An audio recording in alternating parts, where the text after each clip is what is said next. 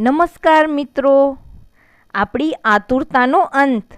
હવે બાગેશ્વર ધામ આપણા સૌરાષ્ટ્રમાં માન્યામાં નહીં આવે એવી વાત, પણ મિત્રો સાચે જ બાગેશ્વર ધામ હવે આપણા રાજકોટમાં.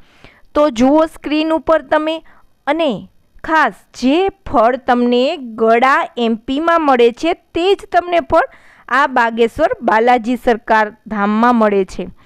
એ જ રીતે જેમ કે 21 પ્રદક્ષિણા ફરવામાં આવે છે ગળામાં, તે જ અહીંયા પણ એ જ રીતે અરજી બાંધી અને 21 પ્રદક્ષિણા કરવામાં આવે છે. અને મિત્રો ત્યાંની માટી લઈ અને પ્રાણ પ્રતિષ્ઠા કરવામાં આવી છે.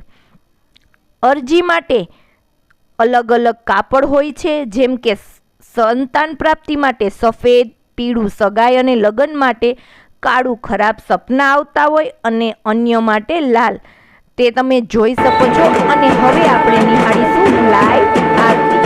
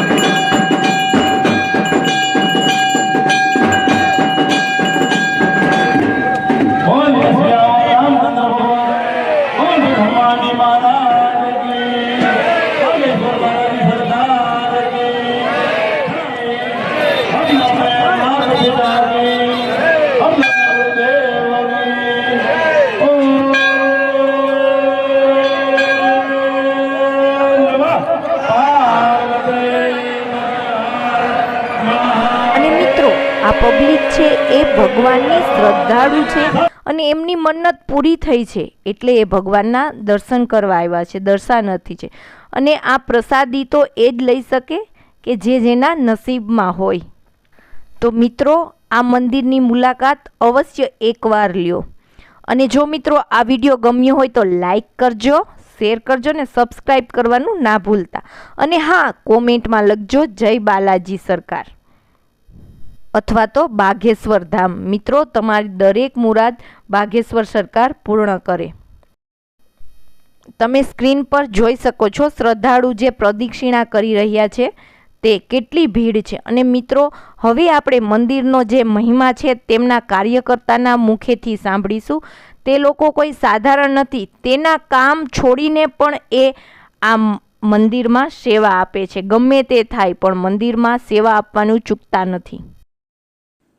નમસ્કાર મિત્રો, આપણે અત્યારે લાઈવ છીએ બાગેશ્વર ધામ બાલાજી સરકાર. તો આપણે એ મંદિરનો મહિમા જાણીશું તેમના જ સ્વયંસેવકો. ઇતિહાસ છે, હું કહી તો કોઈ અતિશયોક્તિ લાગશે. આપણે જે વ્યક્તિ એમની પ્રાણ પ્રતિષ્ઠા કરેલી છે, જે લોકો એની સેવા કરે છે, એના મુખેથી જ આપણે સાંભળીએ. નમસ્કાર ભાઈ. તમારું નામ શું? સંજયભાઈ નાજાભાઈ કાનગર.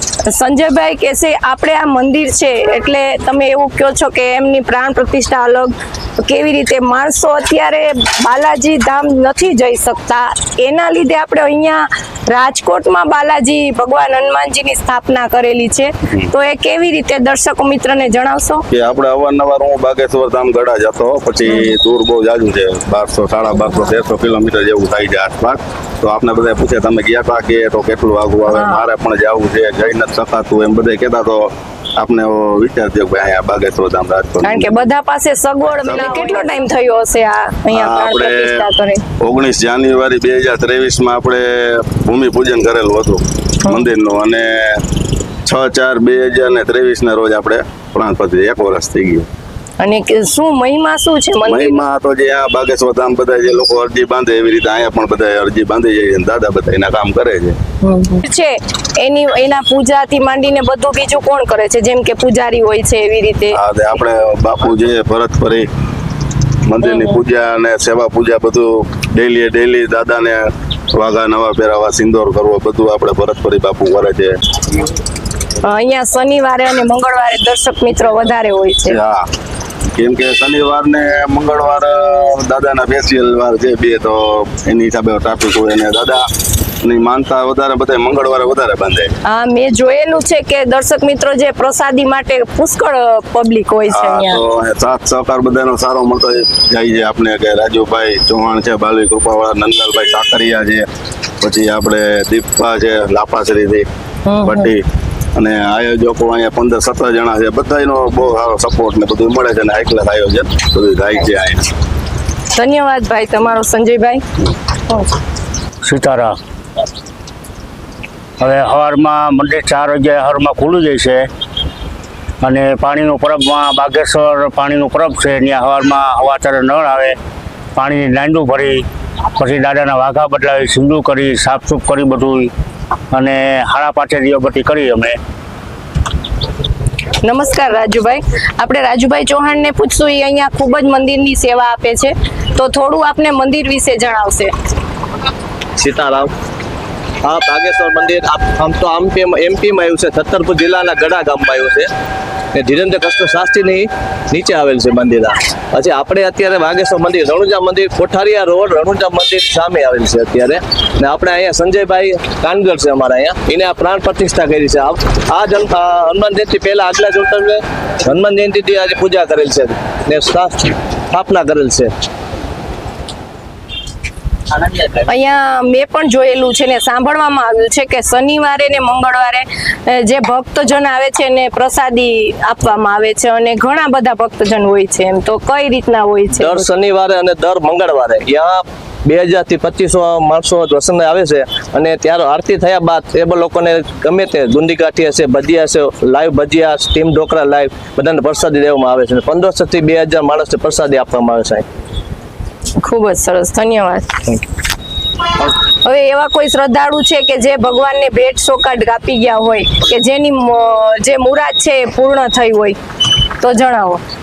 અહીંયા ઘણા લોકોની શ્રદ્ધા થઈ છે, અને ઘણા લોકો ભેટ તરફ આવે, પણ અહીંથી મધ્યપ્રદેશથી એક આવેલું હતું, અને ડંકો પણ દીધેલ છે, અર્પણ કરેલ છે.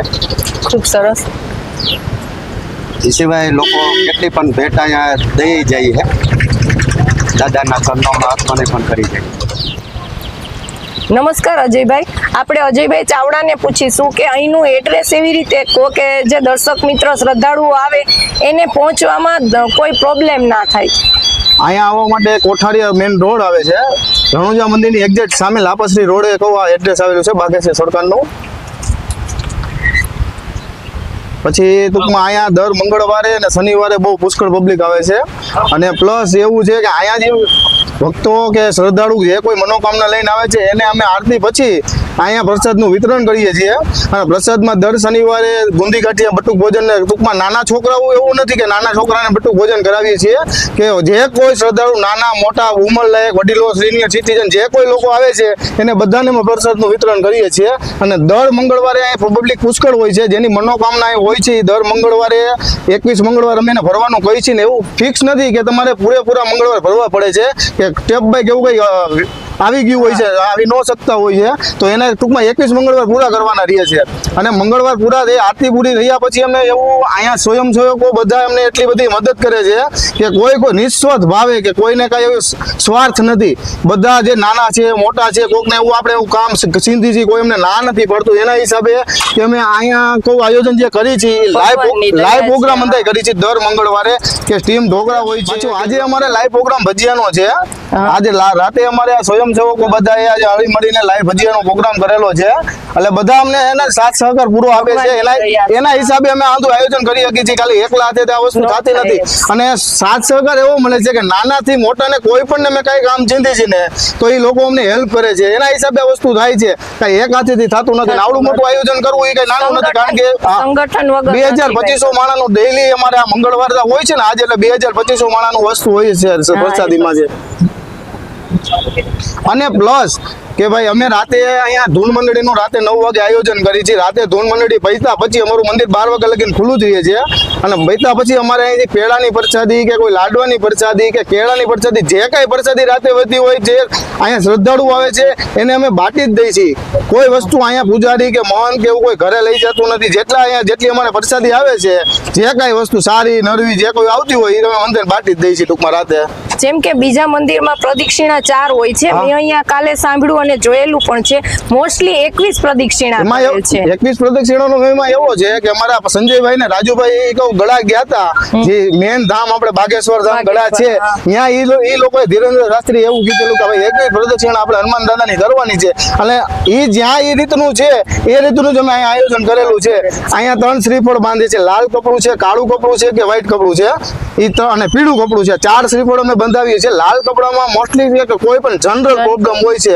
એ છે અને બ્લેક કપડું છે કોઈને ખરાબ સપના આવતા હોય છે એવું છે અને પીળા કપડાનો મહિમા એવો છે કોઈની સગાઈ નથી થતી કે એવો મહિમા છે અને વ્હાઈટ કપડું સંતાનનું છે અને અમે તો અહીંયા એવા કિસ્સા સાંભળેલા છે કે ભાઈ 35 વર્ષે કોઈનું થયું નથી અને એ અહીંયા દાદાના પાડે આવે છે અને એ પીળું લુગડું બાંધ્યું છે પછી એમને આવીને એવું કહે છે કે ભાઈ મારી સગાઈ થઈ ગઈ છે એટલે અમે એ વસ્તુ સાંભળી અમને મનોમન ખુશ થાય છે કે અમે જે વસ્તુ અહીંયા મંદિર અમે સ્થાપિત કર્યું છે અને એના આવા દાદા અમારા કામ કરે છે અમે કારણ કે મનોમન એટલે આનંદિત થાય છે અને એની હિસાબે અમને સેવા કરવાની ટૂંકમાં એને ઈચ્છા જાગે છે અમારું મંગળવારે અમે કોઈ પણ કામ હોય એટલે સવારથી અમે આવી જાય છે અમારે જે કઈ સ્ટેપ બાય સ્ટેપ કામ હોય કામ પતાવી સીધા અમે અહીંયા આવી જાય છે બીજે અમે આડાવડે કે મંગળવારે શનિવારે જતા નથી અને કહેવાય છે ને કે હનુમાનજી છે એ કળયુગના અત્યારે લાઈવ ભગવાન લાઈવ જીવતા જગતા દેવ છે અને બીજો એક અમને એવો ટૂંકમાં ભાસ થયો અમે જ્યારે મંદિર સ્થાપિત કર્યું હતું એના મહિનાથી પછી અહીંયા એક વાનર આવીને અમારી ટોચ ઉપર બેઠો હતો આજે શીખર્યું ને તેથી અમને એવો ભાસ થઈ ગયો હતો કે ભાઈ દાદા લાઈવ અહીંયા આવી ગયા છે હવે અહીંયા કામ થશે અને ટૂંકમાં અમે જ્યારે સ્થાપિત મંદિર કર્યું ત્યારે તો અમને કઈ એટલે આટલી આશા નહોતી કે આટલું પબ્લિક થશે અમે શું કીધું કે અમારે ખાલી ટૂંકમાં વિસ્તાર પૂરતું હતું કે ભાઈ વિસ્તારના લોકો વહાં જઈ શકતા ન હોય સમયનો અભાવ હોય પૈસાનો અભાવ હોય જે કઈ હોય તો અહીંયા જઈને અમે મંદિર સ્થાપિત કર્યું ને ત્યારે અમને આટલી આશા નહોતી અને અત્યારે તો એવા માણસો અહીંયા આવે છે અમદાવાદથી એક બેન છે ને 21 મંગળવાર ભર્યા છે અમદાવાદ છે આપણે ટંકારા છે પછી આપણે ટૂંકમાં લંડન થી ટૂંકમાં થાઈ પોરબંદર ના લંડન છે આપણે ઓલા શનિવારે એ લોકો આવ્યા હતા એની કઈ એવી મનોકામના હતી કે ભાઈ અમારે થઈ જાય ને દર્શન કરવા આવ્યા હતા અને એક એમપી ના ટૂંકમાં આપણે કેને કામ કરે છે એમપી લોકોના ટૂંકમાં 2-4 મંડળ હતું એનું અને એ કઈક એવી મનોકામના કરી છે અમારે પાછું અહીં એવું છે કે કોઈને અમે જો દોરા ધાગા કે એવું કઈ કરતા નથી કોઈ ભૂવાનું કઈ કામ નથી અમે સીધું કોઈ એમ કે મને આ દુઃખ છે અમે સીધું એવું જ કહી છીએ કે તમે દાદા ને કહો અમને કોઈને નહીં ક્યાંય તમારું આ તમને અરજી બાંધવામાં કઈ અટકતું ત્યાં અમે એની હેલ્પ કરી છે બીજી કઈ નહીં એટલે એને કઈક મનોકામના એવી કરી રહી છે એ ટૂંકમાં અમને પિત્તળનો 35 કિલોનો ડંકો અર્પણ કર્યો દાદાને ખૂબ સરસ એની મન્નત પૂરી થઈ હોય એની મન્નત પૂરી થઈ એટલે અને ઘણા એવા હોય છે કે ભાઈ કોકને કોર્ટ કેસ હોય એમને ટૂંકમાં અમે કોઈને પૂછતા નથી, પણ એ એમને અહીં સ્વયંસેવકો બેઠા હોય, કોકને એવું લાગે કે ભાઈ અમારું આ મનોકામના પૂર્ણ થઈ છે એટલે અમે આ વ્યક્તિને વાત કરી, એટલે અમે એવી વાત કરે છે. અમે કોઈને પૂછતા નથી તમે શેના માટે બાંધો, શું છે, એવું કઈ નથી. અને શનિવારથી કે મંગળવારથી અમારે ચોકલેટનું વિતરણ ટૂંકમાં રાતના 12 વાગ્યા લગીને દર્શન થઈને આવતા હોય ને એ લોકોને અમારે ચોકલેટની વરસાદી તો દેવાની. અને કોઈ એવું નાનું બાળક હોય કે એવું દાંત કાઢતું હોય ગમે આમ એના અંદર તો એક દાદાને વરસાદી જે કઈ થઈ રહ્યું અમે સીધી આપી દઈએ છીએ. હા, એટલે કોઈ ટૂંકમાં ઘરે પોતાના સ્વયંસેવક કઈ લઈ નથી ના, જતા, બધું અહીંયા આજે અમે અહીં સેવા કરી છે. અમારા મમ્મી આવતા હોય કે ગમે સ્વયંસેવકના સગાવાલા આવતા હોય ને એને અમે કહી છીએ લાઈનમાં ઉભા રહો. અમે અહીંયા જેટલા લોકો શ્રદ્ધાળુ કે જે કોઈ ભક્તો આવે છે ને અમારે મન બધા એક સરખા છે. અને બાપુ એમ કે બાપુ કે પ્રસાદી લેવી છે તો બાપુને અમે એવું કહી કે 5 મિનિટ ગમો, કારણ કે કોઈને મન દુઃખ ન થાય. કારણ કે બાપુનો કોઈ પરિવાર આવ્યો અમે અહીં સેવા કરતા હોય, અમારો કોઈ પરિવાર કે અમારા કોઈ રિલેટિવ આવ્યા હોય તો અમે એને ટૂંકમાં આડેથી થઈ તો કોઈને મન દુઃખ થાય એવું અમે કરતા નથી કે. અને ટૂંકમાં નાના છોકરા આવતા હોય અમે ગમે એ વ્યક્તિને એકવાર નહીં 10 વાર તમે લઈ જાઓ, પણ ટૂંકમાં લાઈનમાં આવવાનું, આડેથી નહીં.